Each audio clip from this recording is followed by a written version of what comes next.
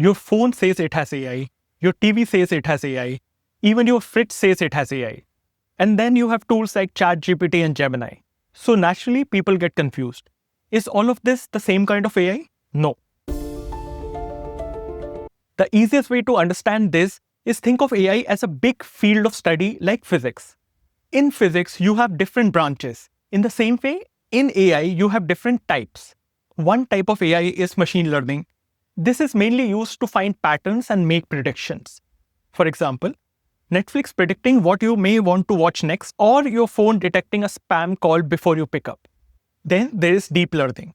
This is more advanced form of machine learning, often used for complex tasks like face recognition or voice recognition.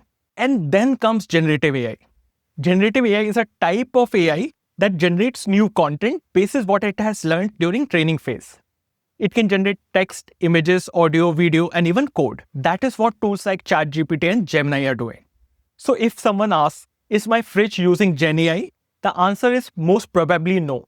It may be using machine learning or maybe deep learning, but the chances are very low that it's using generative AI.